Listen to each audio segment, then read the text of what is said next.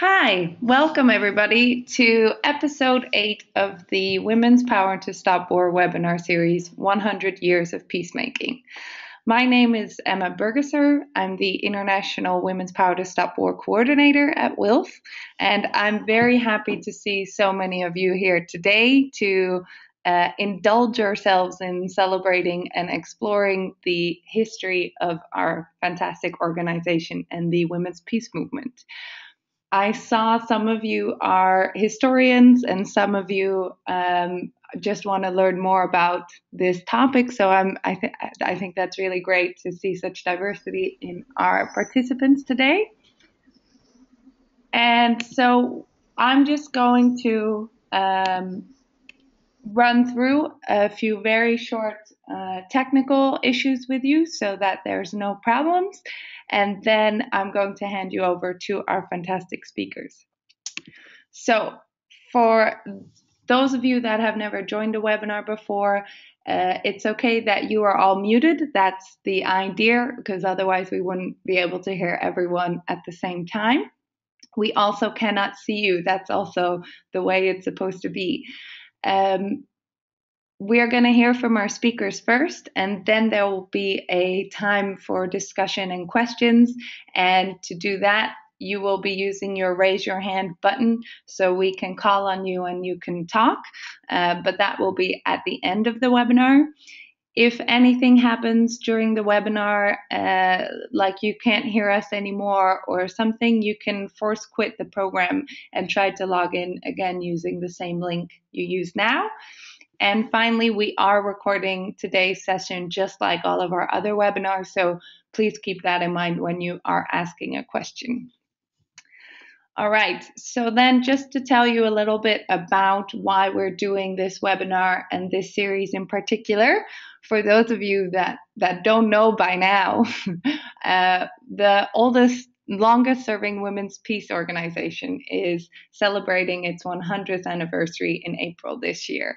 And we're going to celebrate that in a really big way by hosting the WILPF 2015 conference, Women's Power to Stop War. And we're going to bring back 1,300 women peacemakers to The Hague, just like our foremothers did in 1915, which I'm sure our panelists will tell you much, much more about. At this conference, we will once again focus on exploring the root causes of conflict and building sustainable peace. And so we hope you will all be able to make it there and share your voices with us. There's more information on the site there in case you didn't know the site yet. But this series in particular is organized by our WILPF Academic Network as a lead up to the conference to introduce you all to some of the themes that WILPF regularly works on and that will also be featured at the conference. Usually we have one member of the network giving a lecture, and so that's why this one is so very special, that we have so many great speakers with us today. And especially it's because it's on our history as well, which I think is so important to understand and guide our work better. And it's, I think, a topic that that gets neglected often and we can't make time for very often. So I'm very glad to see this happen today. All right, so with that said, I'll just quickly let you know what the order is of things we'll be doing, and then we'll move to our first speaker. So first, we'll have Catia Confortini give you a very quick overview of the history in general, which is a very impossible task.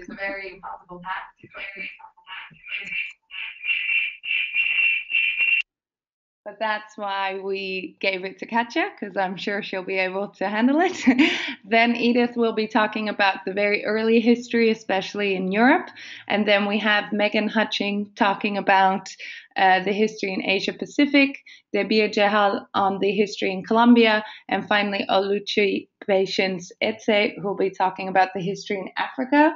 We are having some trouble connecting to Oluchi, so I hope she'll be able to join us, but we'll let you know when it's her turn. And then finally, like I said, we'll have a discussion with all of you, and I hope you can share your stories with us then. So, without further ado, I will move to our first speaker, Catia Confortini. She has been a member of WILPF since 2004 of our US section. She is a member also of the WILPF Academic Network and is an assistant professor in peace and justice studies at Wellesley College. Most recently, she published Intelligent Compassion, Feminist Critical Methodology in the Women's International League for Peace and Freedom, which focuses especially on WILPF's role in post-war peace activism. So we thought no one better to be able to introduce us to this webinar. So Catia, I'm unmuting you. The floor is yours. Go ahead. Well, thank you, Emma, and I'm blushing because I don't think that I can live up to all to the wonderful things that you said about me, but I'll try. And also thank you, Barbara, for nurturing the WILPF's academic network and keeping us honest and working for WILPF. So I look forward to meeting you all in The Hague, or seeing you again in The Hague. So 10 minutes are a very short time to cover 100 years of history, as you know. So rather than quite precisely doing that and trying to kind of sum up absolutely everything that WILPF has done in these 100 years, well, I want to take these 10 minutes to give sort of a framework for the speakers, the wonderful speakers that will come after me, Edith, Megan, Debir, and Oluchi.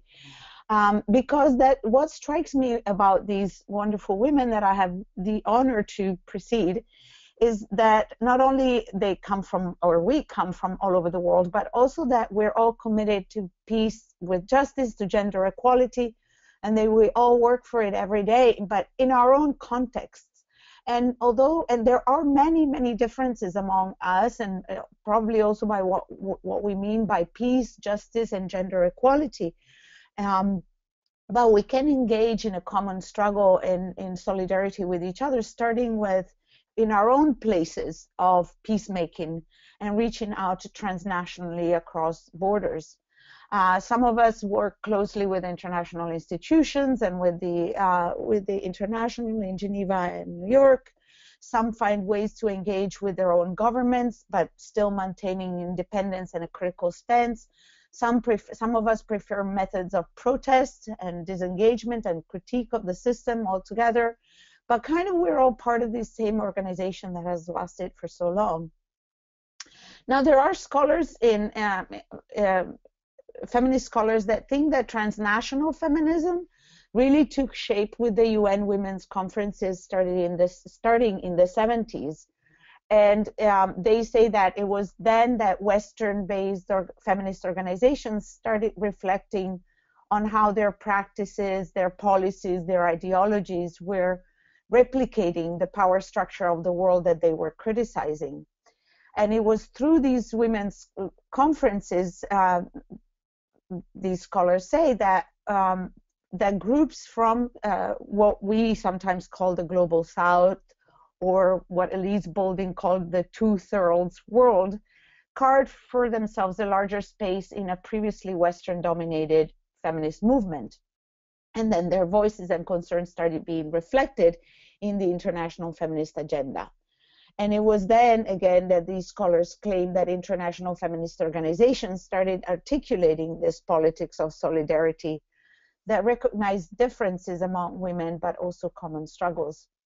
But what I want to emphasize here is that this organization, WILPF, started out as transnational since the very beginning in 1915, exploding, if I can use that word, the boundaries and divisions of countries at war with each other, and already planting seeds of a better transnationalism, one that was poised to reach beyond North America and Europe, where WILPF was founded, and one that increasingly recognized that we needed not be all the same, and neither needed we to share exactly the same visions of peace and justice to work together to shape that vision with our actions together. Do you know, for example, that the 1919 Constitution states that every nation, free or subject, and every self-governing dominion may be represented in the League.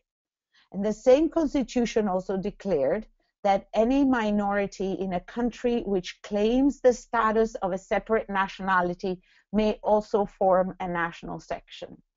So although these clauses were designed for minorities inside European states originally, these principles were significant because they implicitly affirmed the rights to self-determination of national minorities in colonies and former colonies, as well as the right to self-determination of Aboriginal and indigenous people, right?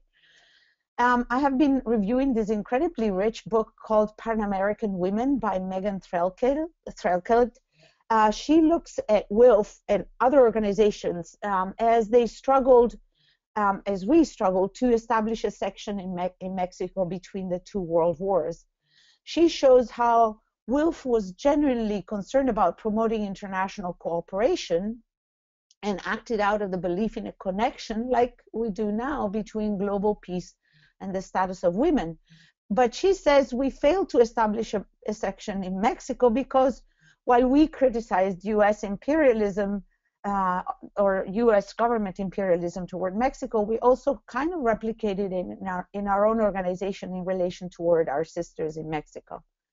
But she shows also that there were genuine and important contacts and conversations between several WILPF leaders and the leaders of an important and growing Mexican feminist movement, contacts that lasted several years and from which WILPF learned.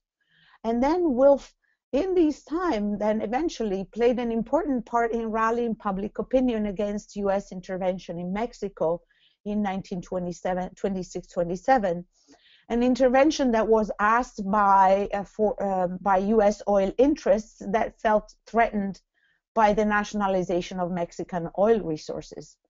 And then later on, also in 1937, WILPF explicitly condemned U.S. interference in Mexico. And throughout the following war, the World War II, the U.S. WILPF, on behalf of U.S. International, continued to the contacts with Latin American women and working in support, even locally, in the U.S. in support of the human rights of migrant workers, especially Mexican workers in the U.S. After World War II, 13 sections met again in the Congress in Luxembourg in 1946.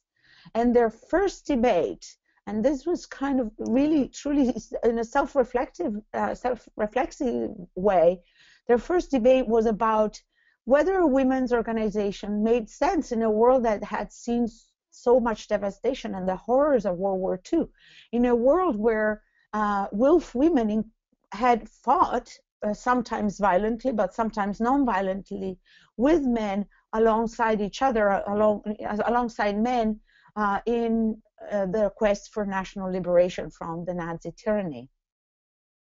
And when they decided that the organization would continue, they made it a priority to resume outreach activities toward women's groups outside their primary constituencies and outside the traditional geopolitical reach of WILPF. So the aim of the organization was to become, and they said that, genuinely global and extend its membership to women in all parts of the world, not only nominally, but also substantially, including the sites of continuing colonial subjugation at the time. Now, even if the war was raging, though, some sections had maintained close links and engaged in joint programs and coalitions with other peace and social justice organizations on locally based initiatives. So, for example, the Australian and New Zealand sections, and I think that Megan will tell us maybe a little bit about it, had continued to work, had worked with local peace groups to promote peace and to try to end the war and against Nazism. The U.S. section, as I said, continued collaboration with Latin American groups. They also engaged in activism for racial justice, together with African American women and organizations.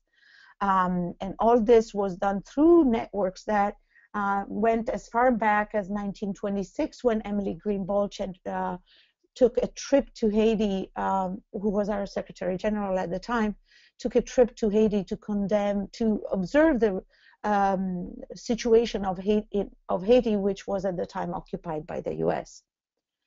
At the international level, WILPF engaged always in network politics and coalition buildings in several ways.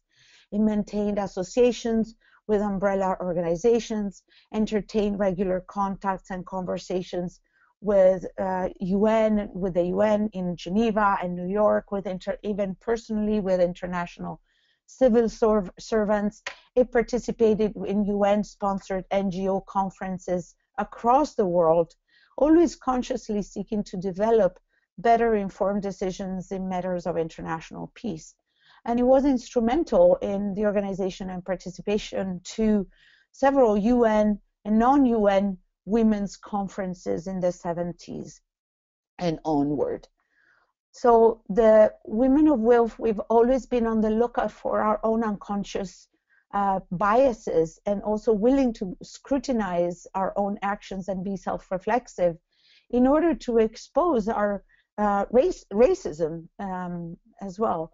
And we did so through attentive listening and the search for a broad spectrum of voices, particularly those that were not represented in our organization. And I give you an example that Gertrude Baer, that Edith knew very well, attended the conferences in 1955 and 1959. In 1955 in Bandung, the African and Asian conference in Bandung, and then 1959 the All Africa Conference in Accra, in Ghana. And she came out of those conferences with a much stronger sense of support for the struggles for decolonization and for independence movements that led eventually in the 70s to WILPF supporting these independent movements. So direct contacts also with groups of women working on local issues resulted in significant policy changes. For example, Madeleine Bouchereau, which was a Haitian member, she went on a trip to the Middle East in 1958, and this planted seeds for the establishment of a Lebanese section in 1962, which marked then the beginning of radical shifts in WILPF's policies toward the conflict in Israel-Palestine. Edith, again, was instrumental in these policy changes, and maybe, I hope, Edith, you can talk a little bit about it. Maybe this is for another webinar, but Edith was instrumental in these policy changes. So WILPF transnational networking from its early years through the 50s, the 60s, the 70s, made then later participation in these important transnational coalitions possible, and eventually made it possible for WILPF to lead the coalition of women's groups that will convince the Security Council to pass Resolution 1325 on women, peace, and security, which now has become such a central area of our work, with a resolution that has many, in its implementation, has had many shortcomings and has received many critiques, but that WILPF is continually working to make it the resolution that WILPF envisioned, WILPF and other organizations envisioned since the beginning. So what I want to say at the end is that WILPF transnational peace activism has always been shaped collectively with a number of other women's and peace groups throughout the world through contacts, conversations, and common struggles.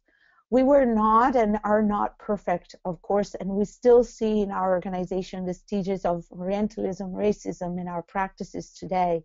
But what I think is important to keep in mind is that since the beginning, we saw ourselves as a never completed project, always in the process of learning how to work for peace and freedom and create a better and more just world. And I think I'll leave it at that, and I look very much forward to hear what my sisters in this panel have to say. Thank you. Thank you so much, Catia. I think that was a perfect introduction to frame the rest of this webinar. So thank you. I'm going to mute you again, and I'm sure there'll be questions for you at the end. So then it is time for Edith Ballantyne. So, well, how can I introduce Edith? She's been the WILPF, she was the former WILPF Secretary General for 23 years and International President for 6. She has dedicated her life to WILPF's mission in exploring the root causes of conflict and uniting women for peace.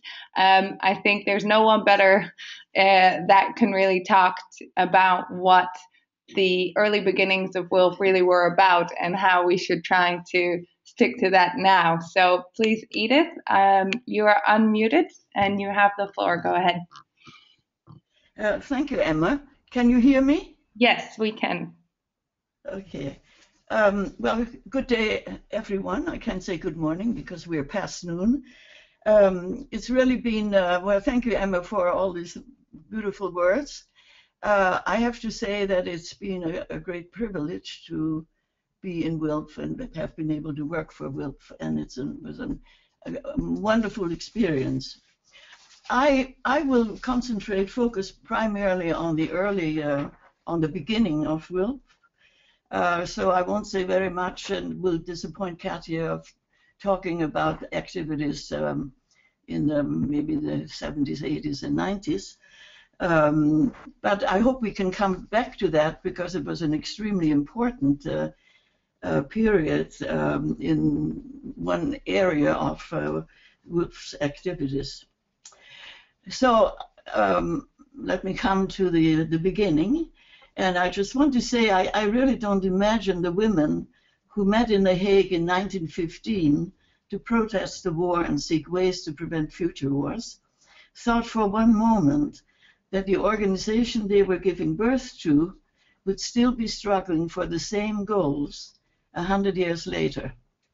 So we have to really consider, how successful have we been. And here we are today in a world that has changed dramatically in these 100 years, mostly in the scientific and technological fields.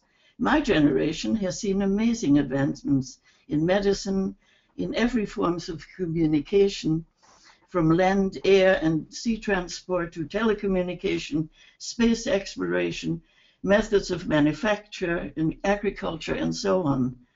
They could benefit all of humanity if they were applied equitably and fairly, but they are not.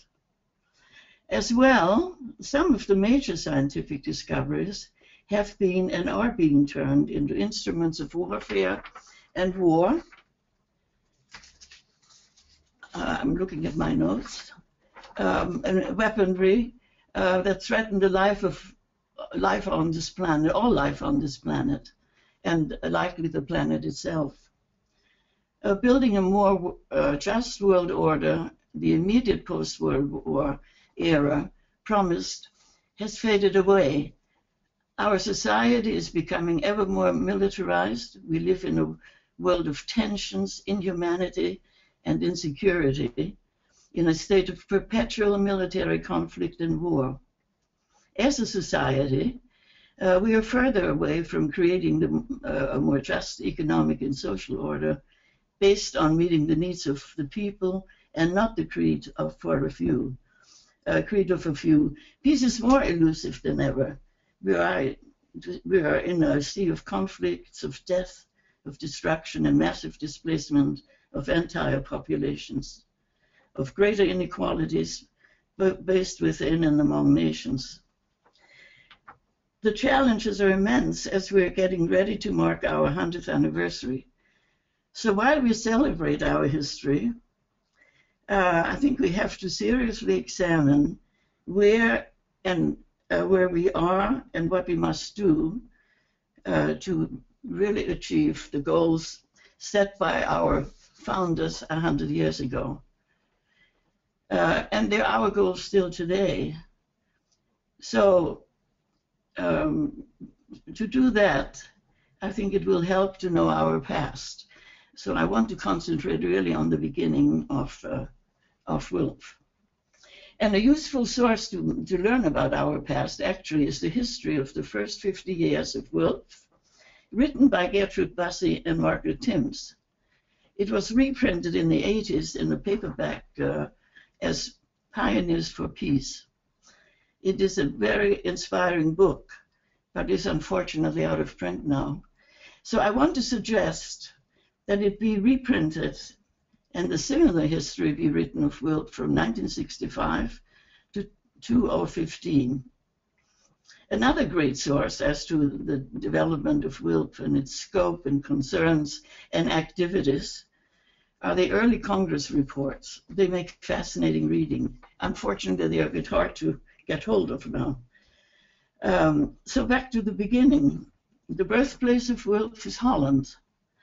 When the Congress of the International Suffrage Alliance, that was to have been held in 1915 in Berlin, was cancelled because of the war, Aletta Jacobs, chair of the Dutch branch of the International Suffrage Alliance, objected vigorously. She took the initiative to call a meeting with co-workers in Holland and neighboring countries, I think it was Belgium, Germany, and Britain, in February 1915. Together, they decided to convene a Congress of Women to protest against the war and find ways to stop it and prevent future wars. Jane Addams, an active member in the US Suffrage Alliance, agreed to preside at the conference and bring a large US delegation to it. The organizational work was undertaken by Aletta Jacobs, Rosa Magnus, and Ms. Boissevain of the Dutch Alliance. The Congress began on 28 April 1915, just 10 weeks after the decision to hold it was taken. Many women who had registered to attend were prevented from getting there because they were refused passports by their governments or blocked at border crossings. However, 1,136 women from 12 countries, representing more than 150 organizations, did make it to Den Haag. It is incredible what these women achieved in that short time in the middle of a devastating war with the technology we have today absolutely unheard of. The women participated in the Congress, debated passionately the issues of peace and war and what to do to stop war. They adopted 20 resolutions and established the International Committee for Permanent Peace to carry forward the decisions of the Congress and build a wider movement to press for peace. They were not intending to be a permanent organization, but just to work to the end of it, to stop the war.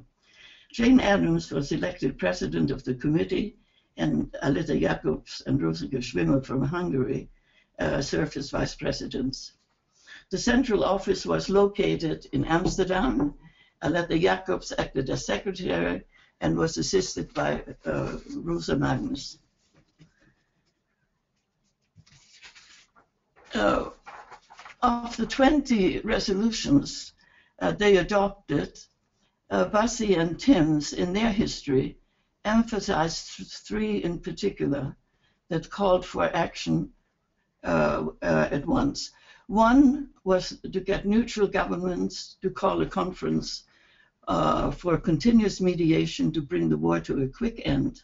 Another called for an international meeting of women to be held in the same place at the same time as the powers or the victorious powers would meet to settle the peace terms at the end of the war. The third resolution called for sending envoys from the Congress to both the belligerent and neutral governments in Europe and to the US president. to hand them the Congress the resolutions and decisions. The women were received cordially by most of the governments, including a number of head of states.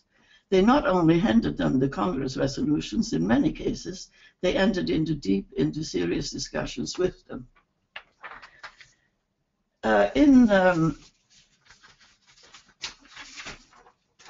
In the case of President Wilson, he considered the women's proposals interesting and very sensible. A number of their ideas were found later in his 14-point peace program. The suggestions of a permanent mediation conference were seriously discussed in many government circles. The women, when they returned from their missions, were very optimistic that the war would end very soon, with the help of particularly the neutral governments. However, as we know, the war continued for another more than 3 years, until finally the armistice was signed on 11 November 1918. By that time, the International Committee had established national committees in quite a number of European countries, in North America, and in Australia, and developed close links with many of the other women's organizations. The preparation for the second Women's Conference to be held parallel to the Victoria Powers or the Peace Settlement Conference, and in the hope to influence the terms of the peace settlement, started now in earnest. Versailles in France was chosen as the venue for the Powers, for the Peace Settlement Conference and the Women's Conference, but the Women's Conference, unfortunately, could not be held in the same place. It could not be held in Versailles because the French government refused to allow, refused the entry of the German members of the committee. They decided to hold the conference in Zurich instead, but had a small group in Versailles to transmit proposals from the Congress and lobby the governmental conference participants to take and support, to take on the proposals and support them in the conference. But the women were very disappointed by the peace terms decided finally by the Versailles Conference and denounced them as seeds for another world war. It was at the Zurich Conference that they decided to establish the International Committee as a permanent organization and called it the Women's International League for Peace and Freedom. They adopted the Constitution, setting out their organizational structure and their principles and aims to guide their work and specific actions. The Congress adopted a series of resolutions which reflect the nature and scope of the interconnectedness of the fundamental issues of world peace. They are as valid today as they were 100 years ago. They really should be read carefully by every WILPF member. By the way, this really validates what the French say. The more things change, the more they are the same. The League began to enlarge its membership and widened and deepened its activities and to influence debates and decisions made at the international, national, and local levels by the decision makers. When the Versailles Conference established the League of Nations, the international intergovernmental organization that was to preserve world peace, with its world office to be in Geneva, Switzerland, WILPF decided to move its international office from Amsterdam to Geneva. This was in 1919, and we're still here. Although the League of Nations had no mechanisms of an official relationship with organizations such as WILPF, I believe our members had better and closer contact and influence with members of the Secretariat and the diplomats. That is the case. They had more influence at that time than we have today at the UN even though we do have a very special relationship, and there's a mechanism for us to feed into the UN. I said before that the early Congress reports make fascinating reading. They give a picture of a varied and encompassing of our varied and encompassing activities in the years between the two world wars.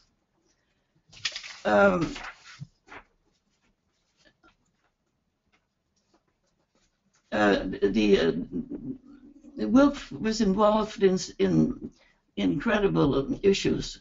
The Palestine issue. I think Catia mentioned quite a number of the areas where they have been putting their nose in. They went to China to look at the opium dens and to see what they could do to stop them. They talked about nationality, that they were concerned with disarmament, and of course with the rights of women and equality, of the gender equality, although it was not called gender at that time. It was really women's rights and women's equality. They were involved in colonialism, racism, and Emily Green Balch received the Nobel Peace Prize for her work on international waterways, to be shared by all. They, of course, also worked on strengthening the League of Nations, which unfortunately had a relatively short life. In the 1930s, much of the focus was on the growing fascism in Europe. World War II was devastating for WILPF. Many of the members became refugees from fascism. Not a few disappeared in Hitler's concentration camps. After World War II, WILPF took time to recover. It took quite a bit of time. But it picked up again, and its advocacy for justice, peace, and freedom for all was as ardent as ever.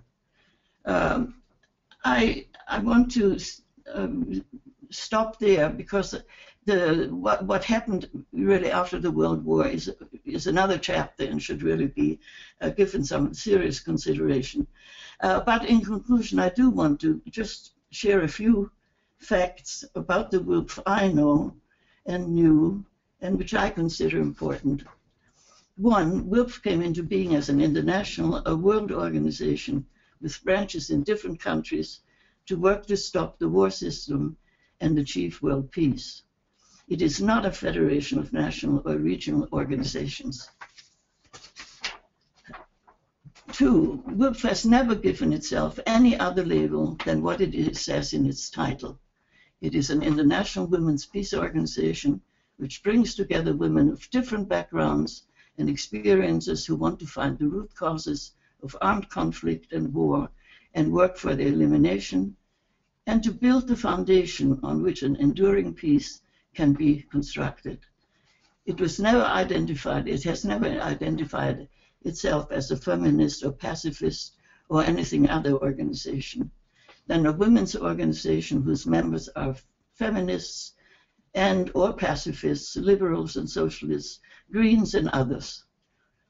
And three, in working for peace, the League has taken a comprehensive approach to understanding and rooting out the causes of war and to cross bridges and borders to find a way to peace which, if it is to endure, has to be based on justice and equality and equity among all.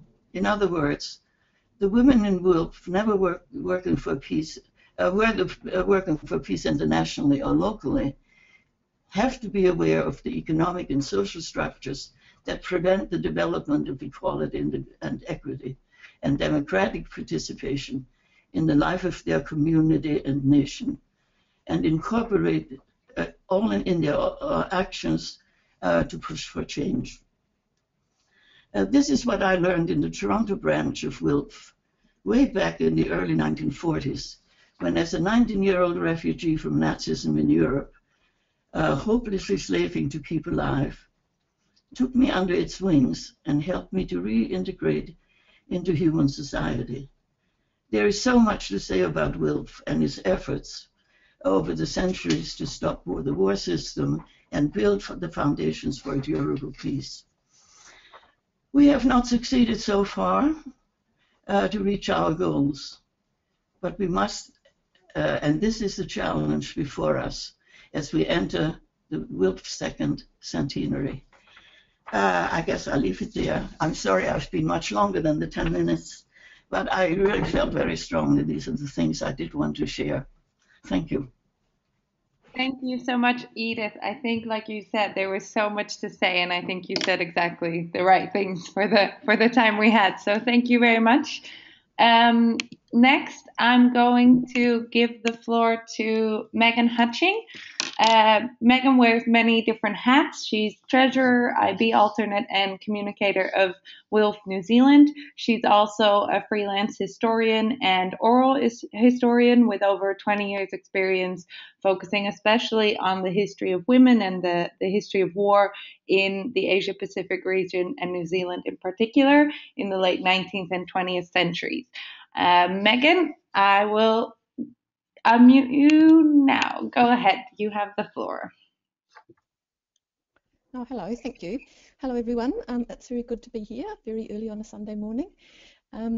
What I'm going to do today is concentrate on the setting up of the sections in the Pacific region. I know most about what happened in New Zealand, of course, but I'm going to talk a little bit about Australia and Japan, and then ask for people's ideas about what happened in the Philippines and in WILPF, Tahiti, Polynesia. In September 1915, so only 5 months after the meeting in The Hague in April, letters of invitation came to New Zealand women, people like Kate Shepherd, who some of you may have heard of, who was very influential in women getting the vote here in New Zealand in the early 1890s, asking them to set up a New Zealand branch of the International Committee of Women for Permanent Peace. Other women also got letters, Christina Henderson, Ada Wells, and some other women, and all these women had been involved in the women's suffrage campaign in the 1890s, and I think that's probably why they were written to, because of their connections through the International Women's Suffrage Alliance that Edith referred to before. By 1916, a New Zealand branch had been established, founded in Auckland, which is our largest city, by two women, Marianne Jones and Annette Darcy Hamilton. And it was called all sorts of different things. It's a bit hard to pin it down, but they called themselves the Women's International League and the Women's International Peace League, and also the International Committee of Women for Permanent Peace.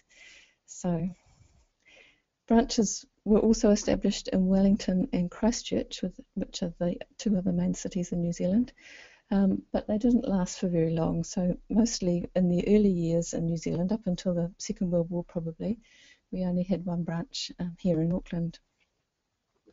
The members like Marianne Jones and Annette Darcy Hamilton, who set up the group here, they had a background in other peace groups and also in anti-conscription groups during the war, and in socialist and labour organisations. Between May and June in 1916, they sponsored a visit to New Zealand by Adela Pankhurst, who was a founder member of the Women's Peace Army in Australia. And she toured around the country giving speeches. She was one of Emmeline Pankhurst's daughters, the famous suffragette, and she was living in Australia at the time, so she just came across the Tasman. She gave speeches and lectures on subjects such as women's involvement in peace, internationalism, and constructive proposals for peace as well. And large crowds came to hear her talk all around the country, and sometimes at women-only meetings. And she said something, I think, which probably resonates still with us today, seeing as we belong to WILPF. She said that the way to work for permanent peace was for women to develop their international links and use their womanly influence on international affairs. And because it was international, she said the women's movement was one of the only hopes for a future without war. As Edith said, we haven't quite achieved that yet, but let's hope we do. By the end of 1918, the Women's International League and the Auckland Women's Political League amalgamated. And I don't know when it first started calling itself WILPF here, but I assume it was after the 1919 Congress in Zurich when the name of the organisation was changed. During the 1920s, WILPF had a very close relationship with the New Zealand Labour Party, and I think that's partly because of the women who were involved in it.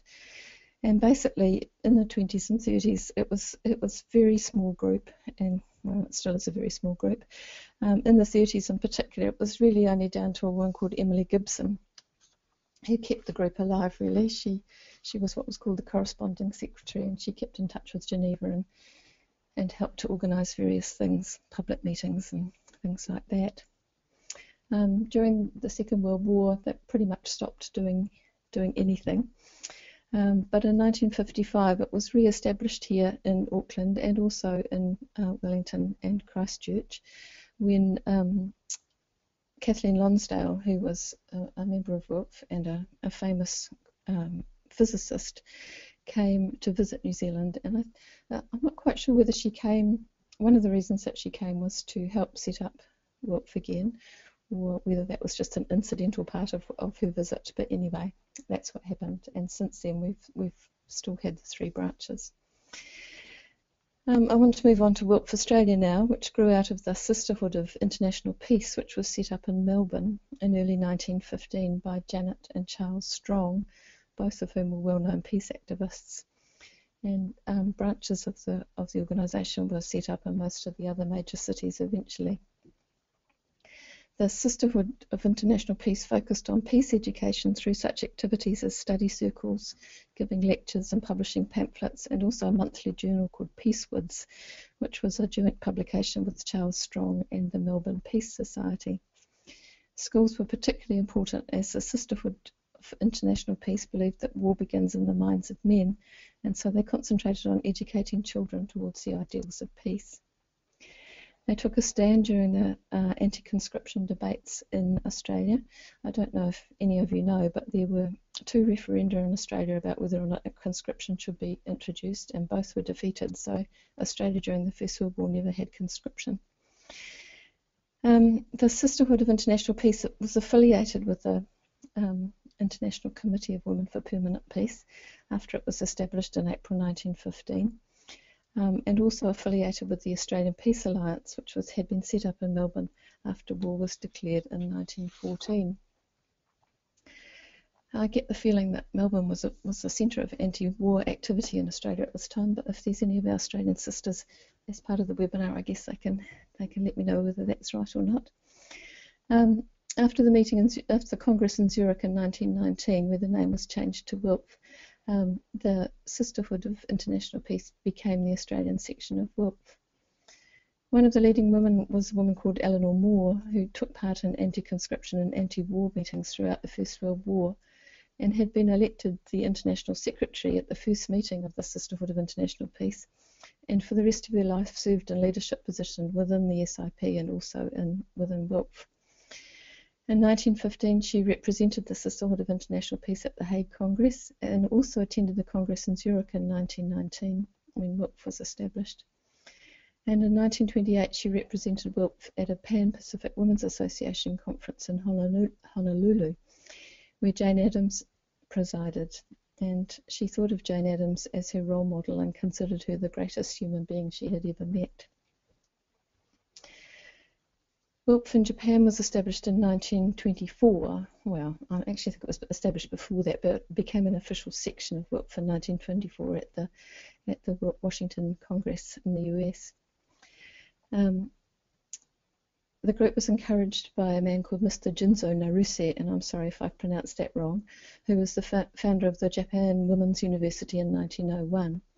He wrote to Crystal Macmillan, who was one of the secretaries of the ICWPP, in September 1916, and in the letter he said that he believed it was important that Japanese women should have a women's peace organisation and become responsible for promoting the peace movement in Japan. And he added that he had recently asked some women in Tokyo to form an executive committee in order to establish a branch of the International Committee of Women for Permanent Peace in Japan, who would assist in international correspondence. He wrote that they hoped to work internationally to rescue the world of mankind out of misery and privation. On the 3rd of May 1921, approximately 200 women got together at Josui Kaikan Hall in Kanda, Hitotsubashi in Tokyo to celebrate the inauguration of the Women's Peace Association. And it's been seen as the birth of the first women's pacifist organisation in Japan, and also as the birth of WILPF Japan. And WILPF Japan still has an office on the campus of the Women's University in Tokyo. So that's a very brief overview of the establishment of 3 of our sections in the Pacific region. And as I said at the beginning, if anybody knows anything about the establishment of WILPF Philippines and WILPF Tahiti Polynesia, I'd be really interested to hear. Thank you. All right. Thank you, Megan, very much. I think that was really good to give a bit of flavor of how rich the history of WILPF is, that there's so much to tell just in this one region, and I'm sure there's so much more to tell. So I'm going to mute you now and move to Debir. Debir D'Hejal is a youth and women's rights activist. She's a member of WILPF Colombia and has spoken many times internationally for WILPF on peacemaking at the local level. She will tell us more about the beginnings of WILPF in Latin America. So Debir, you are unmuted. Go ahead. Hi, everyone. I'm from Debir from WILPF Colombia section. So today I would like to speak a little bit of WILPF in Latin America. But first of all, I want to say thank you to Ellen Stonen and Carmen Magallon, who have helped me to this presentation. And I got to speak on, first of all, some general things from Latin American sections, and then I will speak section that have left statistics, and then section that are still working. So since the beginning of WILPF International, the connections with Latin American and Caribbean have been very present.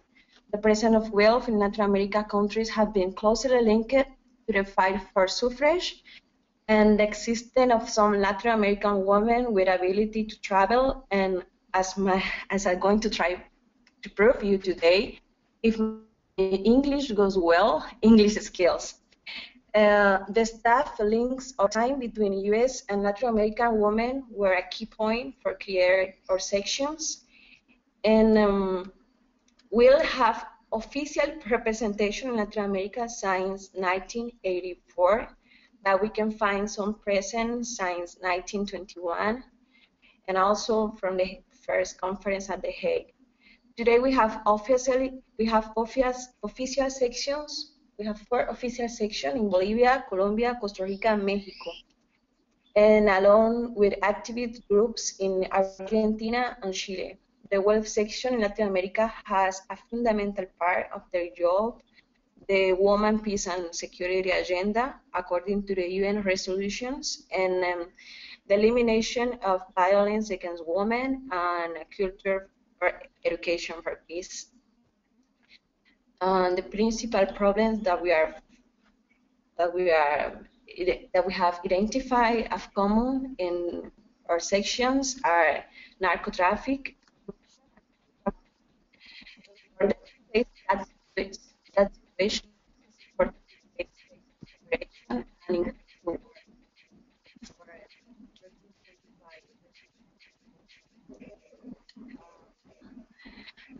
the sections have made 2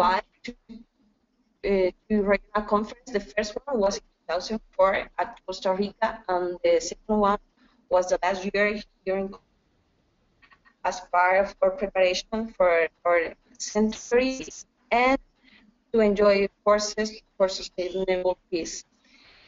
I'm going to speak a little bit from the section that left to exist, and the voices that we have about it is more than everything for their participation in different WILPF international conference.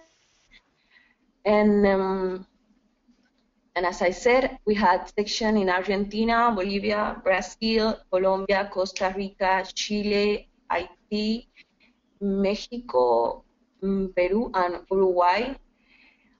The first Latin American country elected to WILPF was Uruguay. The section participated in 1925 at International Conference of Women at The Hague. The appointed member was Carolina Moreno from Montevideo. She didn't attend the Hague Congress, but she was ready to prepare a section in Uruguay. And there, the most outstanding suffragist was Paulina Luisi. She was the first medical doctor in her country and the first representative of one LA country at the League of Nations. Suffragist and activist for world peace. She also attended the International Conference of Disarmament in 1932. And Luisi was friend of WILPF, as is reflected by Emily in the Vienna Congress report in 1921. Was attended to by Argentina and Peru. So like you can see, we have not so much more news from them, but we have also news from the Haiti section that was attended to the Congress at Washington in 1924. And now I'm going to speak for the section that is still working: Mexico, Costa Rica, Colombia, and Bolivia. From Mexico, we have news from 1921. The founder for a national section was Elena Landazuri. One D'Hejal of WILPF, Rose Standish Nichols from US went to Mexico to spread the word of WILPF and maybe to contact Elena Landazuri. Between 1928 and 1925, Elena was studying at Chicago and was living in Hull House, where she met James Adams. And in December 1921, she was invited to give a public lecture on WILPF at Ateneo in Barcelona, Spain. She was invited by Action Femenina and later in the Washington Congress in 1924. Elena Landazuri was appointed new member of WILPF Peace Mission Committee. And the section of Mexico was reopened in 2003. Opening an office at Puebla, and thanks to the dedication of their members, the section is working Resolution 13.5 implementation, and the actual director is Elizabeth Bayen. They focus their work in to vulnerable women so they can organize themselves and they can. And the section Axio also has academic connection with universities, so they participate in many academic activities and panels. The Costa Rica section, it was born in 1982, and it is the longest standing section at the region without interruptions. Nowadays, the president of the section is Ana Mondruz. A power mother from Costa Rica section is Erna Castro. She is activist and teacher with US in section were getting involved in the civil rights fight, and she participated at Martin Luther King manifestation from Alabama to Washington and influenced by the freedom spirit movement. Back to Costa Rica, she helped to create the WILPF Costa Rica section at the foundation of Quaquero Center of Peace in 1983. Costa Rica section has strengthened on work with Nicaraguan migrants residing in metropolitan and rural areas, strongly to regularize their legal status. And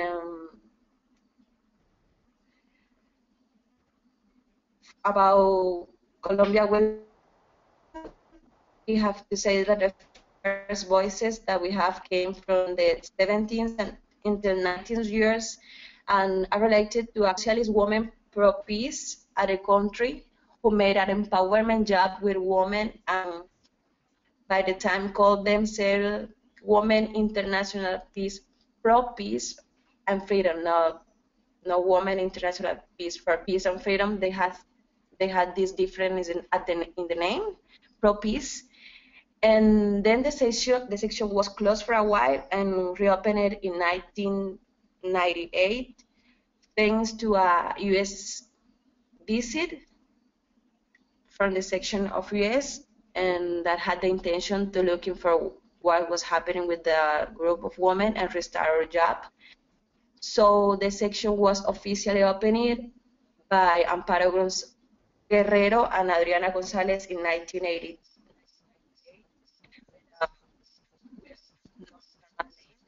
And Adriana Gonzalez was our president until 2012. Besides that, the section had two offices at the country, one in Bogota and the other one in Cartagena.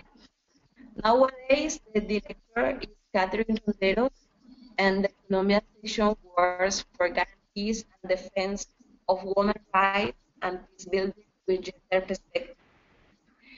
The section has always focused their social work and advocacy in women victims of Colombian conflict in issues as leadership, political empowerment, communications, and gender.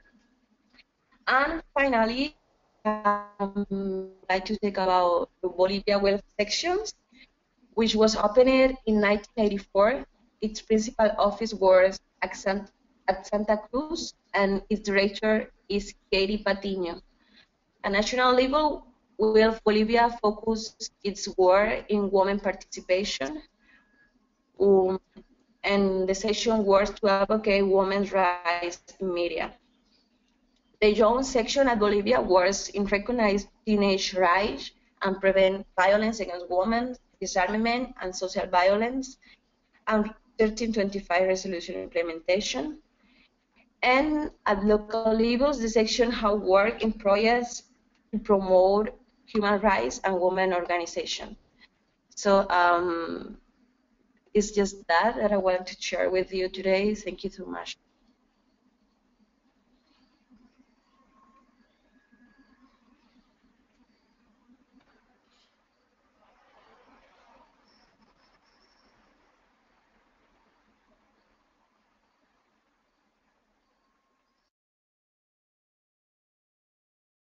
All right. Thank you, Debir. That was a fantastic overview of the Latin American history. Thank you so much for doing that research and letting everybody know what's going on in that region of the world with WILPF. I think that was very valuable. So now to move to our final part. There have been a lot of phone calls here behind the scenes to try to connect to our sisters from Africa. I'm just going to check if Oluchi, can you hear us on the phone? No, unfortunately, Oluchi is having some connection issues, and so I don't think we'll be able to hear from her today, which is a real shame because Oluchi was going to talk to you about the history of WILPF in Africa, perhaps our most recent history. So she might be able to still join us when we are in our discussion part. So I hope that will happen. But for now, what I can tell you about our history in Africa, or at least our current situation in Africa, is that we have two active sections right now in Nigeria and in the DRC, and they are incredibly strong sections working on all sorts of issues with local women, especially on issues like 1325 and the Arms Trade Treaty. And thing that we are very particularly happy about is they are bringing along other sections, other groups in Africa, which is why we'll be able to officially adopt 3 new African sections at our upcoming Congress. It will be for Uganda, Ghana, and Cameroon. So we are very excited to have these new sections join us in April. So with that said, it does leave us a little bit more time for questions and discussions. So we'll move to that part now. So I'd like to open the floor now to all of you. I'm sure you have questions or comments for the speakers that you've heard today, but because this is a bit of a special webinar, I also really want to ask all of the participants if they could tell us what you know about WILPF's history and the history of the women's peace movement. We'd like you to share stories that you know about, for example, women peacemakers, individual women that have remarkable stories, or maybe major events that you heard about or were even part of, or tell us the history about your section if you're a WILPF member and you'd like to share that story with us. So for that, we are now opening the floor. So the way to ask a question is to click on the little hand icon on your control panel. And then I can see that you've raised your hand and I can unmute you. So I see a couple already. The other way you can ask a question is in the little question box on your control panel, where you can type a question and then I'll read it out loud. So the first one I will call on is Rosario Padilla from WILPF Philippines. Rosario, you're unmuted now. Go ahead.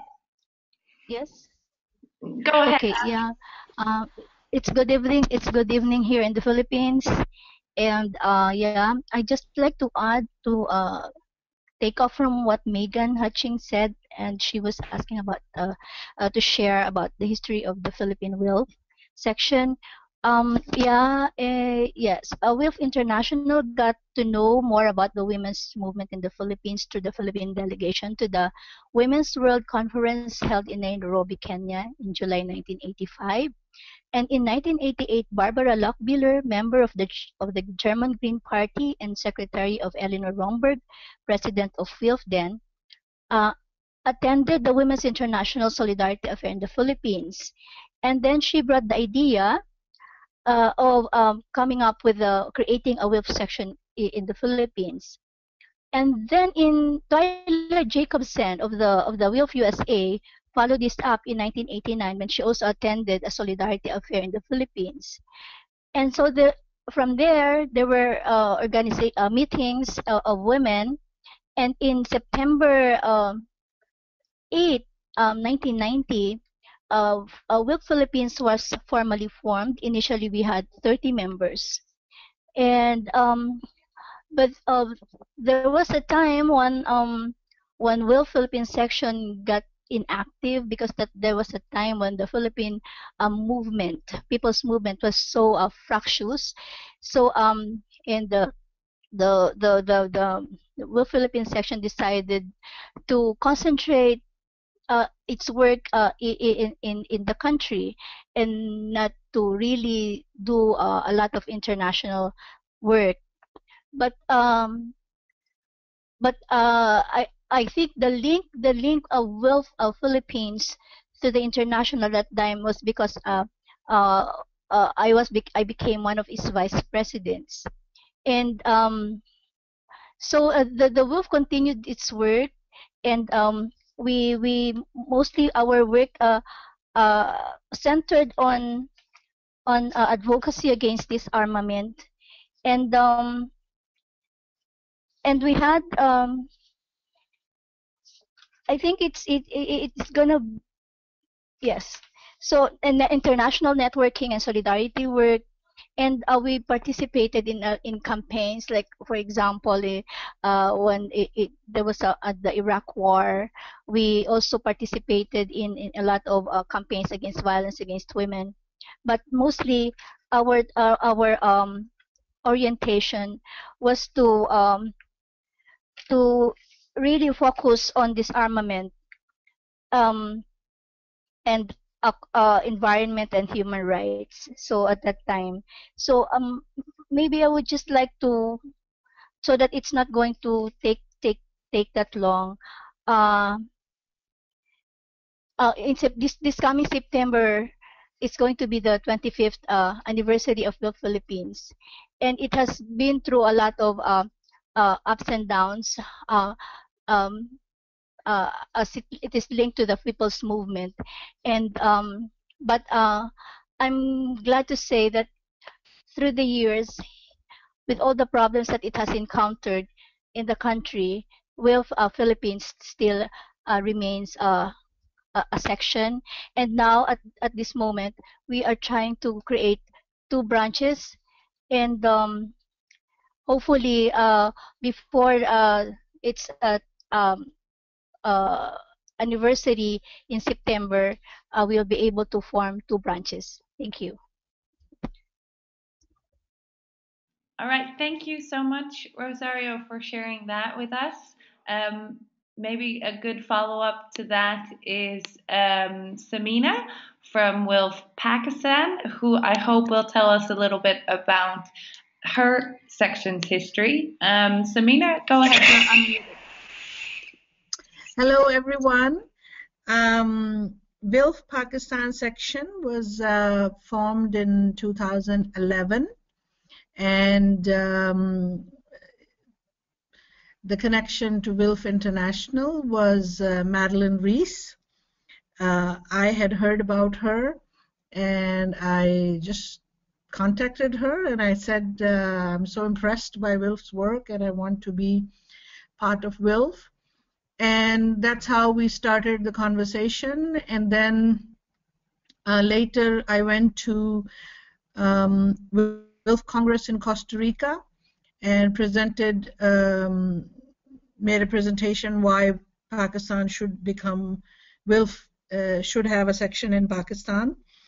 And so basically this is a 3.5-year-old section. And we are mostly focused on membership drive, convincing a lot of people the importance of the issue of disarmament and its link to women's rights and women's economic rights, women's civil and political rights. And Pakistan, as you know, has a number of challenges in terms of conflict, in terms of peace and security issues, in terms of women's inclusion in decision making. So these are the issues that we concentrate on. We are also very active in peace promotion because we believe that we must claim the space and raise the issue of peace. We have, so whenever there is a human rights violation against women or ethnic minorities or religious minorities, WILPF Pakistan very actively talks about it and highlights its link to women's rights and peace. We also have participated in the UN Commission on the Status of Women a couple of times, and we've also participated in an IB meeting. So for WILPF Pakistan, we're still learning about the very splendid history of WILPF International, and we are very excited to be part of the 100-year anniversary, and we're preparing a delegation, and I hope we'll meet soon. Thank you. Thank you so much, Samina, for that. Then I'm going to go to, let's see who's on the list. Carmen. Actually, I wanted to point out that heading towards the anniversary, a lot of our sections have been working more on their history, on exploring it and celebrating it. For example, the German section comes to mind, who've just published a book on their history, and also the Spanish section that I hope Carmen will talk about is organizing a really big exhibition on their history. So I think those efforts are really exciting. And Carmen, you are unmuted. Go ahead. Hello, good morning, everybody, and I'm very happy to hear. Oh shit.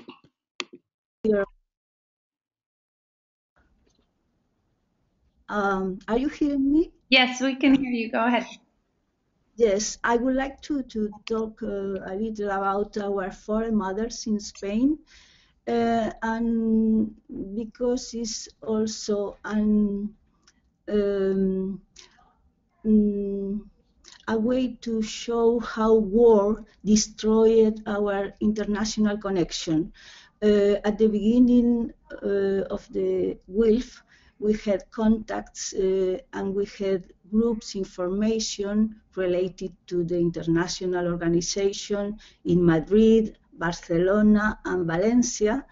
And they were groups of suffragists, were the first suffragists in Spain, and they were women who met with women in the League of Nations in Geneva.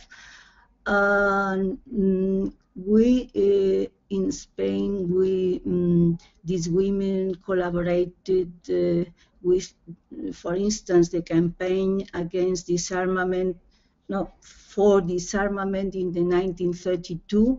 We have in this exhibition that we are preparing for the next month. We are going to make the open of the exhibition the 3rd of March in our university here in Saragossa. And we have photographies of women collecting these signatures in Barcelona, in the main streets, so on. But the War of Spain in 1936 was the first menace on people in Europe. Later the dictatorship of Franco cut all our relationship with the rest of International Organization of Women. For finishing, tell that WILPF was very sensitive with the War of Spain, and in 1937 one scientist, Spanish woman scientist, Margarita Comas, was invited to the Congress in Luhakovic in Czechoslovakia to speak as key speaker of the situation in Spain. Margarita Comas was a close friend of Edith Ballantyne, who was a president of WILPF in the 30s, and the WILPF gave a resolution against the so-called Committee on Non-Intervention in Spain, that meant that the only part which received weapons was Franco from Germany and Italy. So for me is a sign that WILPF was always very, very sensitive to what's happening in the world. The peace missions made WILPF a globalized organization before avant la lettre, parce que they wanted to know and they wanted to intervene in political relations, and this is one question that WILPF cannot lose, is to help to change international relations. And for us, it was a pity that the war, our own war, destroyed these links with WILPF organizations. So our a full section was open for us in 2011, and was Amparo Guerrero, who met Manuela Mesa. Amparo Guerrero from Colombia, who pushed us to enter on this organization. We are very happy to be part of this stream of women trying to change this military war. Thank you very much. Thank you so much, Carmen. I know you've done a lot of work on WILPF's history. Carmen is also a member of the Anniversary History Working Group, which has also contributed to making this webinar happens. So thank you very much, Carmen. The working group is also preparing for the conference and making sure our history is celebrated there.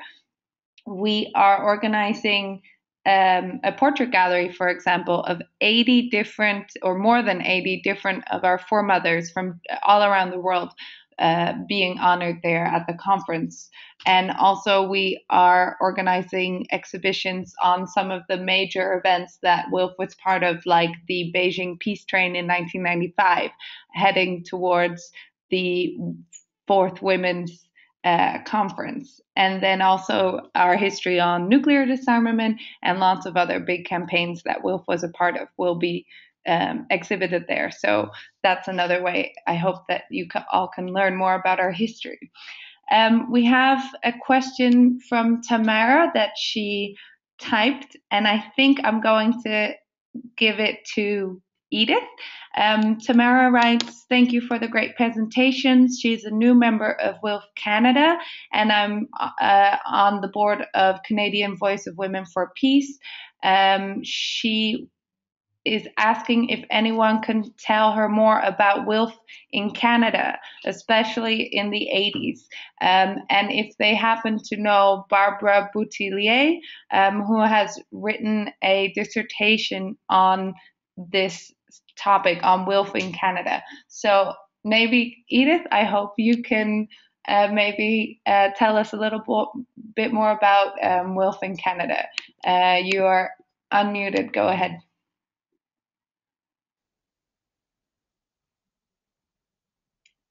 Edith, are you there? Sorry, yes. You mean the history of the Canadian WILPF? Yes. Well, you know, I lived in Canada until 1948. I was made a member of WILPF when I was 19, as I mentioned earlier. It was a very, very active section of WILPF. I think they had something like 1,000 members just in Toronto. There was a very active branch in Vancouver. There was a group in Montreal at that time, but a very small group, and I think there was a language problem. But there was nothing in the capital in Ottawa. But Toronto really was the main, the driving force in WILPF when I was there. I'm afraid, as what happened to many WILPF sections, toward the 80s, 90s, already late 70s, 80s, many of the members had grown very old, and there was really not much of a renewal. And many of, I think the Canadian section, except for Vancouver, really disappeared. And I have no idea where the records of the Toronto branch would be. It would be fascinating if that could be found out. In the 80s, there was a kind of a rebirth in Ottawa. They started a branch in Ottawa, and it was quite active for a while. There must be records in the archives in Boulder about these, the various, what happened to the various sections. I'm afraid I can't really say very much, but I do know that the branch in Ottawa lasted for about 10 years, and then again disappeared in the 90s. It's something we really need to, need some thought and a little. We really need to work on that, how we can maintain, especially in some of the countries where we had such strong sections at one time, and then it includes quite a few sections in Europe. I'm afraid I cannot help, except maybe to have someone dig into the archives in Boulder, where all the WILPF International Archives are housed, and maybe also in Swarthmore in the Peace Collection Library. There might be some information. I don't know. I think at the moment Gillian Skeet is active in the Vancouver branch again. Gillian was an intern at the International Office in Geneva in the 80s, then came back to study in Geneva and worked for the organization, worked at the Geneva office for more than a year, I think, and then went back and brought up a family, and I guess I've really lost contact with her. Sorry, that's all I can say.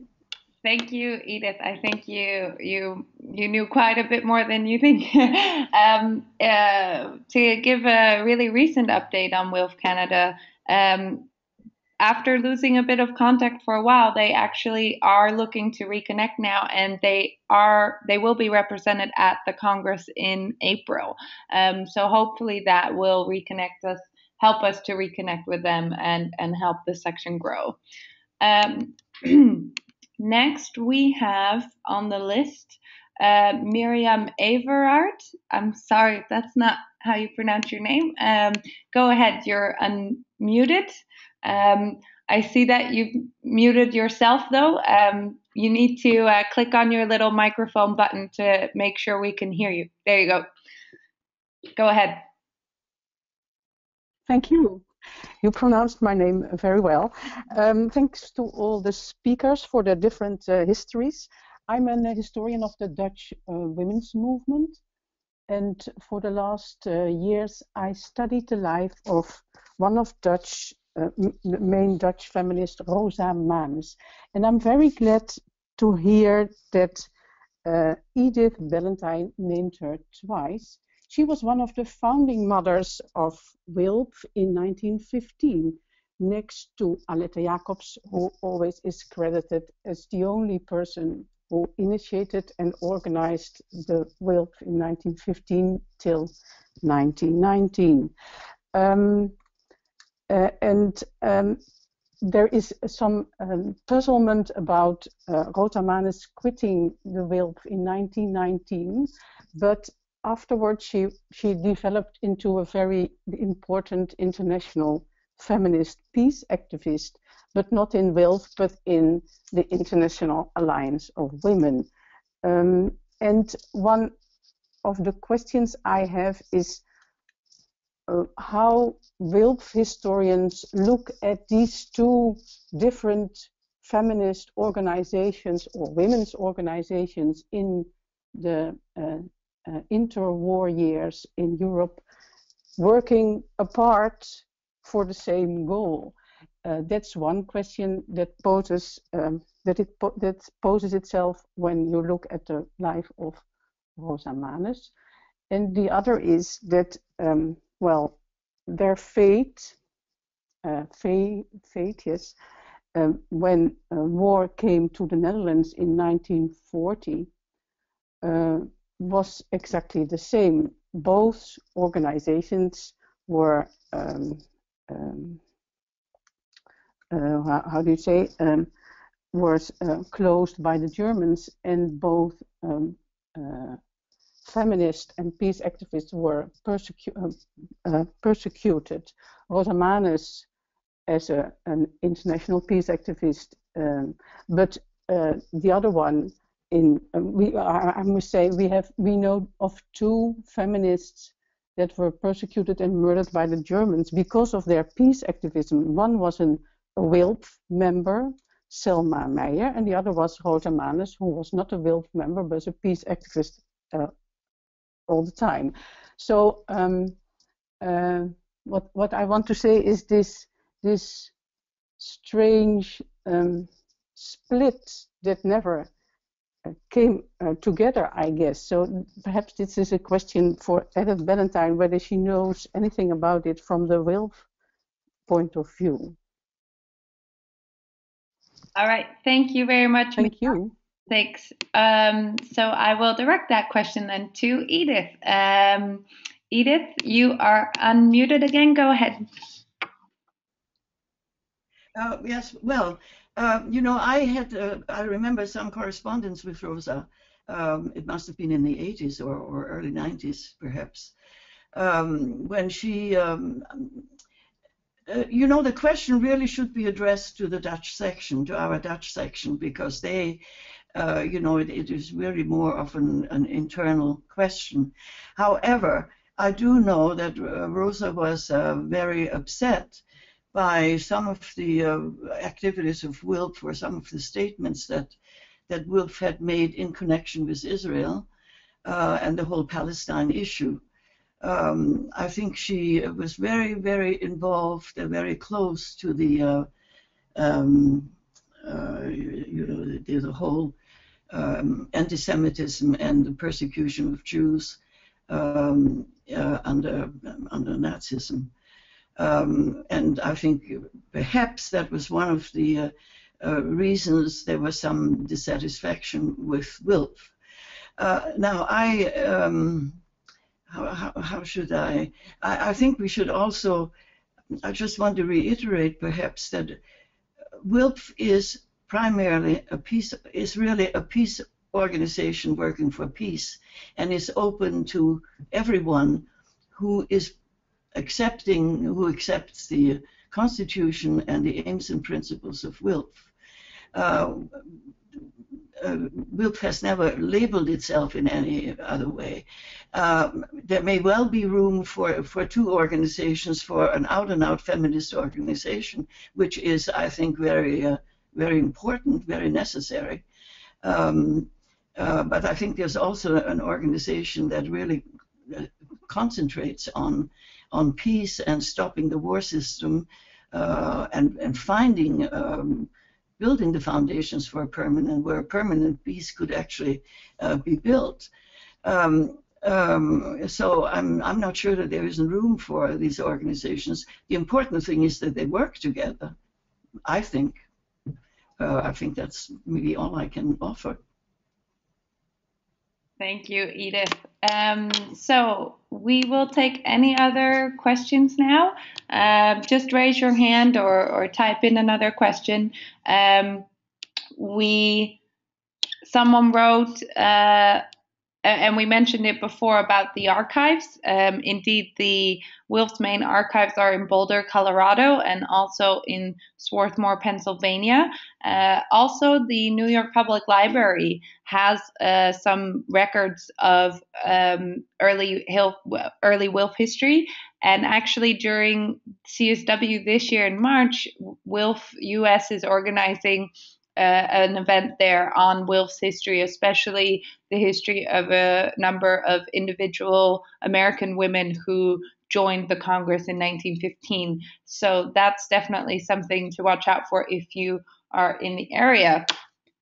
We have another hand raised from Helen Kay from Scotland. Helen, go ahead, you're unmuted.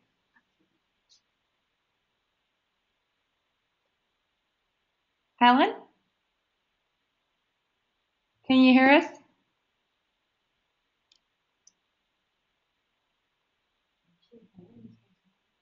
Helen, go ahead. Okay, we can't not hear Helen at the moment. Helen, do you want to say something?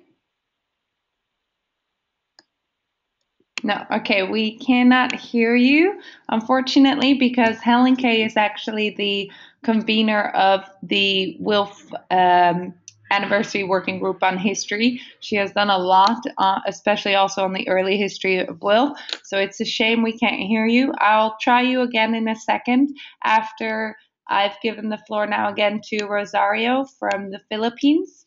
Go ahead, Rosario. Yeah. Yes. There are important points that Edith raised about WILPF. One is that WILPF is an international organization to stop the war system and not a federation or a regional formation. Second is that since its inception or since its establishment, WILPF was not identified as a feminist or as a pacifist organization. Is there a point in the history of WILPF where WILPF is called a feminist organization, or a transformation into a feminist organization, or does it yeah, because this is important, because now we are really addressing the issue of gender and you know, women's rights and human rights. But as a whole, as an organization, how do we really call ourselves? Do we call ourselves a feminist organization or as a peace organization? Yes, yes, and I think and also um I think most of the points that Edith raised are still true today, for since the WILPF was established in, like for example, its comprehensive approach to rooting out the causes of wars. We still do that. That you know that it should be rooted into the economic, social structures and the democratic, you know, participation of the people. So I think those are just the two questions that I wanted to be clarified on at this point in time. I know that WILPF is not a pacifist organization, but there's something about uh, that you know, about the identification. You know, just exactly at what point in time of WILPF history did we call ourselves a feminist organization? I think for me that I think this is important. Thank you. Thank you very much, Rosario. I agree. It's an important question, and I think one that our history can really inform us on. So, Helen, I think, yes, you typed your question, I see. Good. So let's see. You wrote for the Canadian woman. I have an article about Laura Hughes of Canada at Platform Party 1915 in The Hague.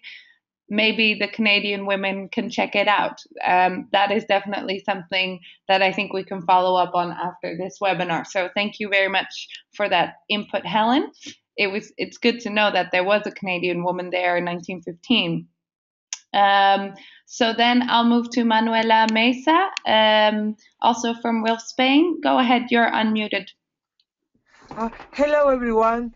Well, I just typed my question because I would like to, to see what is your opinion in terms of influence of the organization. So what if you consider that the organization was have more influence in the past than now in the international arena? Because my feeling is that in the past, the kind of women who were involved in WILPF, they were women that have a strong connection with power, and now perhaps it's not like that. But I would like to know what is your opinion about that. All right, thank you very much, Manuela. So we have a question on the influence of WILPF, and then also we have the earlier question posed about really the labeling as a feminist organization or not. Then let's see, what else do we have? We have one that I think is perfect for Catia, and then Catia, feel free to address any of these others as well. The question is from Donnellan Niam, and the question is, what was the role of WILPF in establishing peace after the Second World War? Were they as active as in 1919?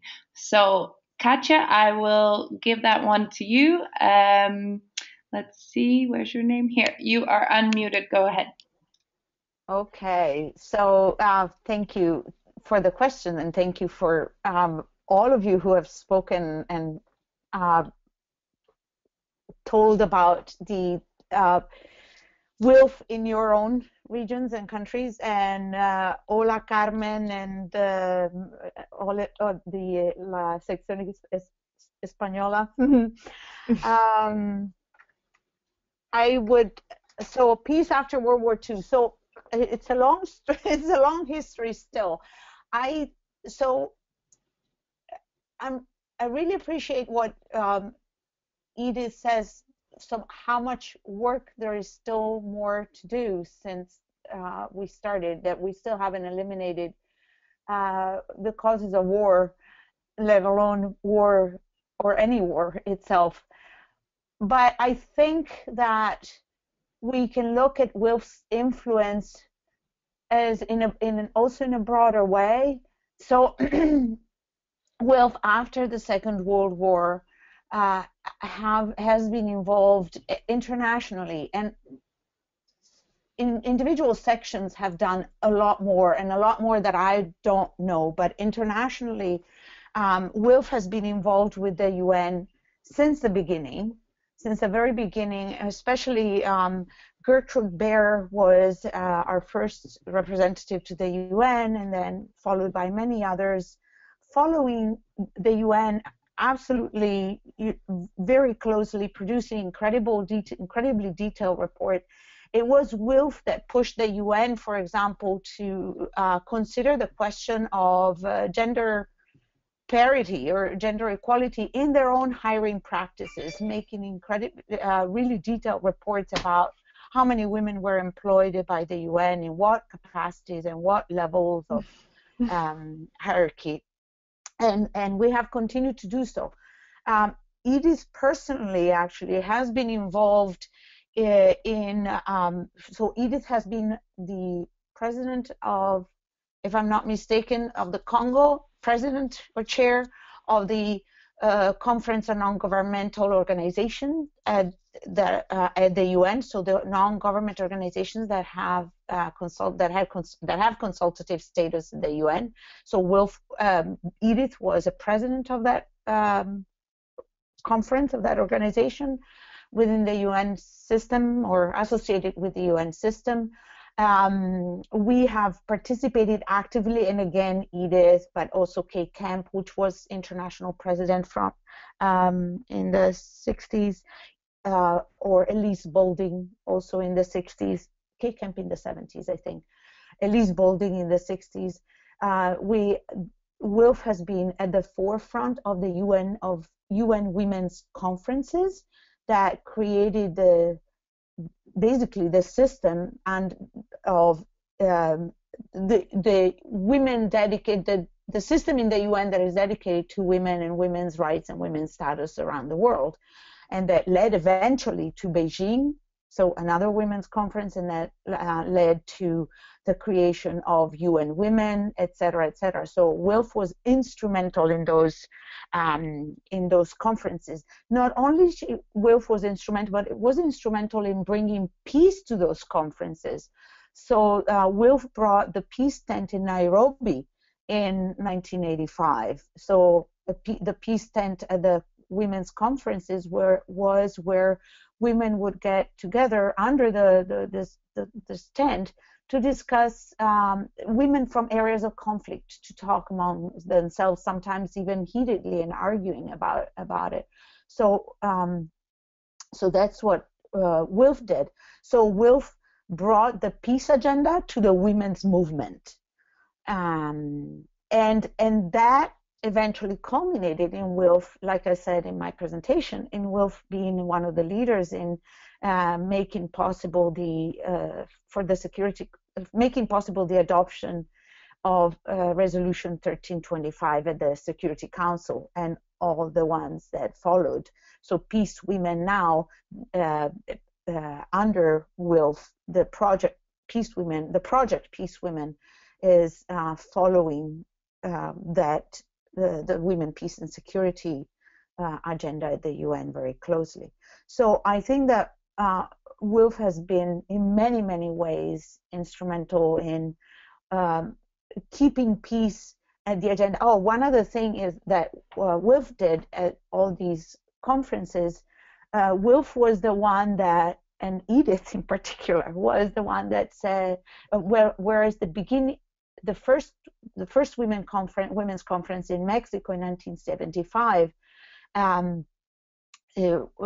international women's organizations, including explicitly feminist organizations, were saying that the conference should not deal with political issues. They should deal with women's issues. And Edith, later on, not quite in 1975, I'm not sure exactly when, but she said every woman's issue is a political issue. We cannot really separate, discussions about reproductive rights without talking politics. And this is And this was an incredible feat, and that was also what a lot of women from countries in the global South were saying, that every issue is a political issue of the revolution or independence for their countries was a political issue of economic equality, global capital, the economic inequalities created by global capitalism, those affected women's lives and were important to discuss. And this was, and so WILPF was at the forefront of that. I also wanted to say just something briefly about being a feminist or not feminist organization. I think that, as Edith has said, WILPF is a women's peace organization. And our strength, I think, one of our many strengths, is that we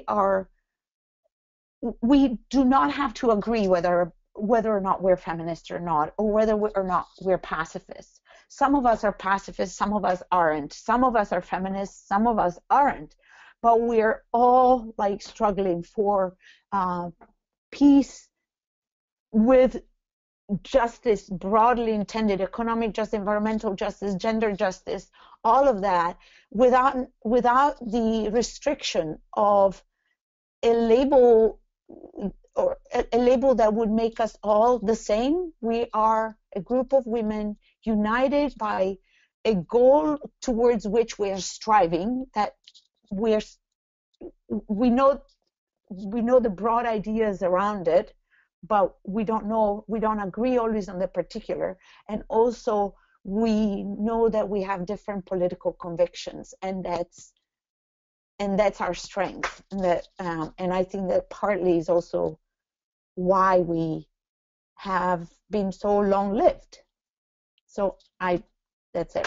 I talked a lot, so I let someone else speak now.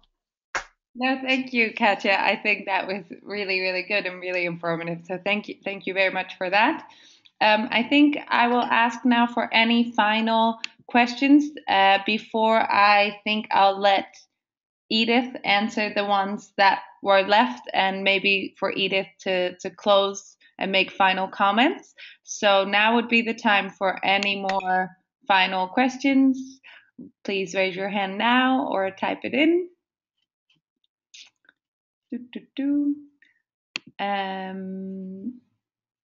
Carmen says hola to Catia. But other than that, no. Okay, good. So then I will move to Edith. So Edith, you had a few of these questions on the influence of WILPF now compared to in the past. Also on this question of WILPF as a feminist organization. Perhaps you could comment on what Catia was just talking about as well. And then finally, we have from Miriam a clarification on her earlier question. She's really specifically interested in the organization WILPF and the IAW, the International Committee of Women for Permanent Peace. Why did they not join forces in the 1930s, even after the Joint Peace Petition in 1932? I think that very specifically she's very much interested in. So if you could maybe address that as well, if you know the answer. So, okay, Edith, you are unmuted.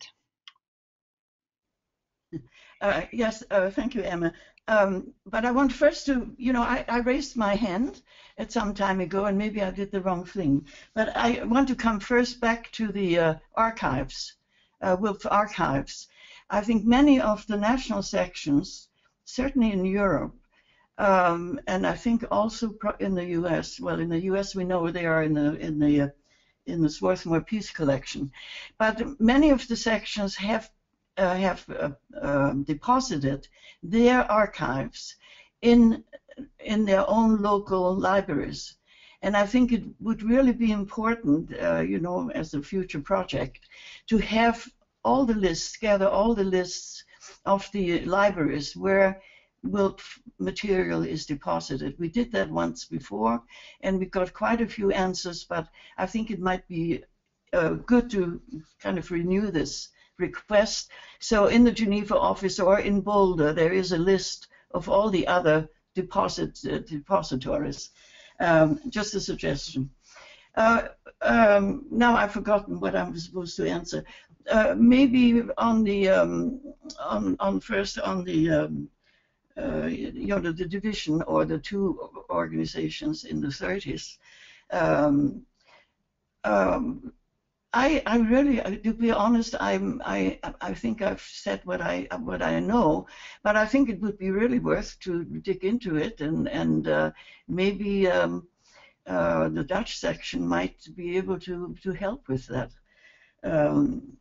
I fully agree with what Catia said. I think I don't really need to add anything. She summed it up very, very well. I think on the question of influence, I've been around the UN here for, oh my goodness, I don't even want to recall it. It's many, many years. And I have seen the change, even when the UN first began, where non-governmental organizations received this special consultative status.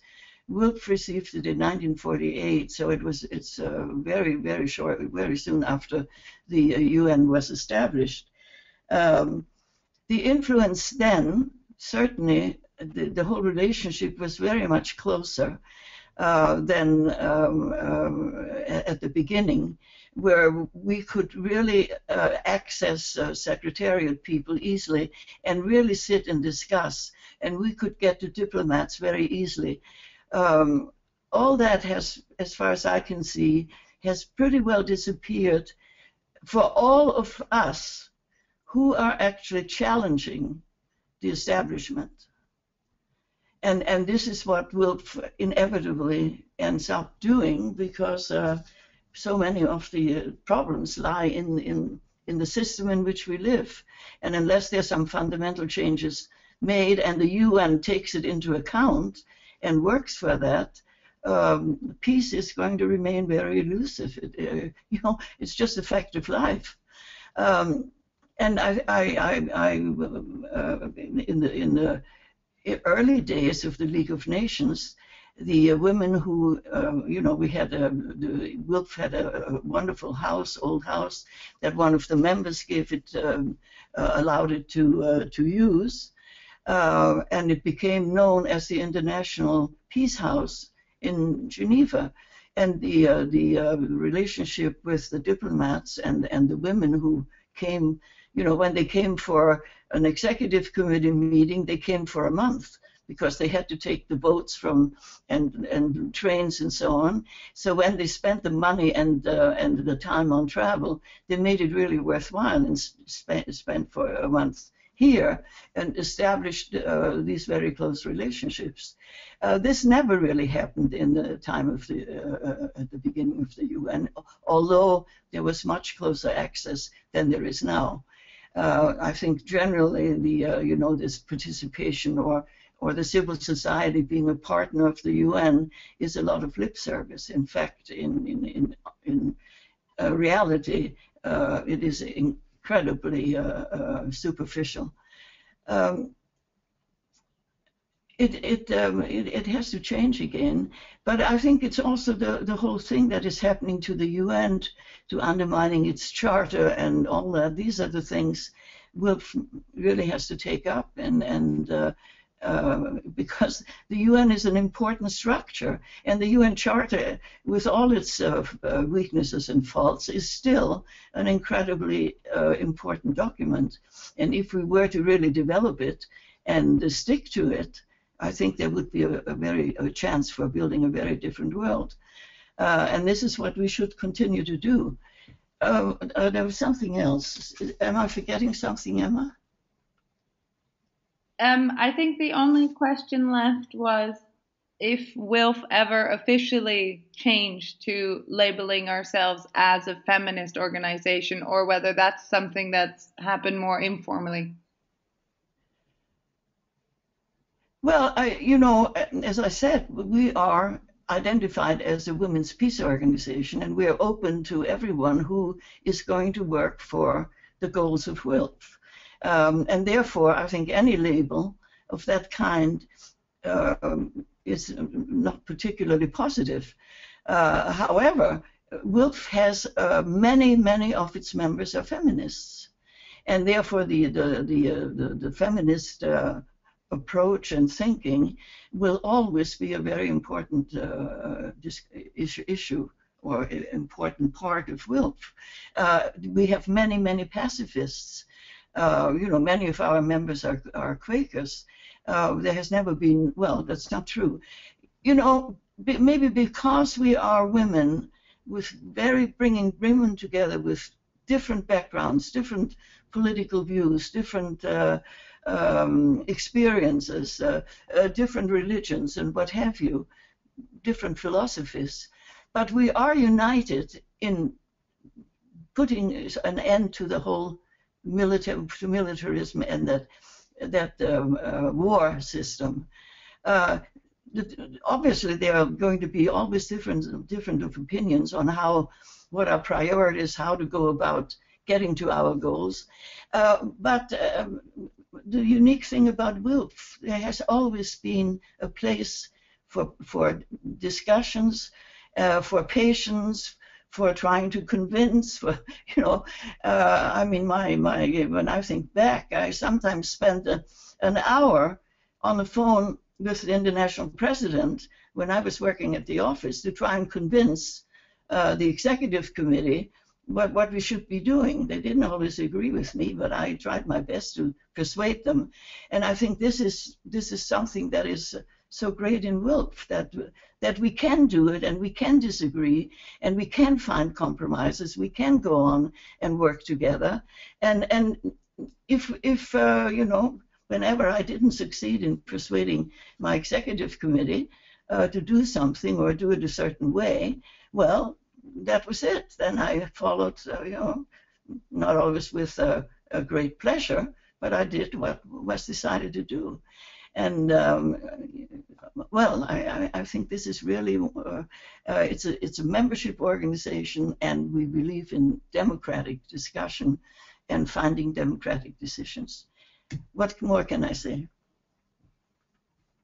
I think that is a perfect way to end the webinar. Thank you very much, Edith.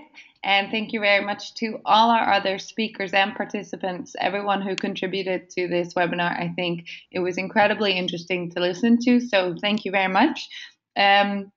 I hope that we can all continue to explore and discover our history together in the lead up to the anniversary, and also during The Hague, and then of course after.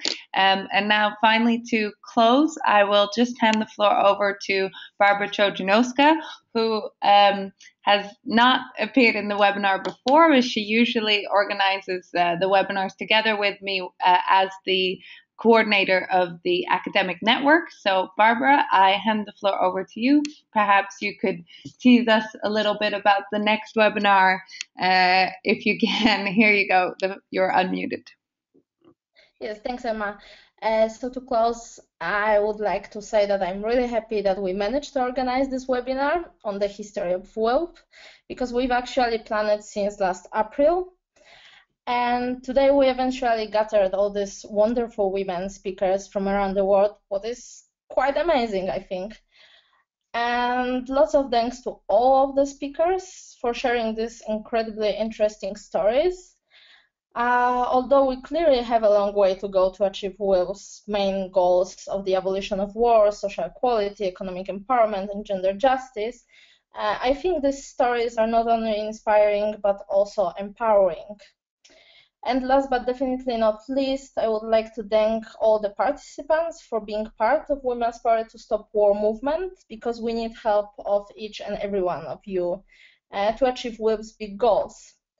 And we really hope to see you in The Hague in 2 months' time. So thank you.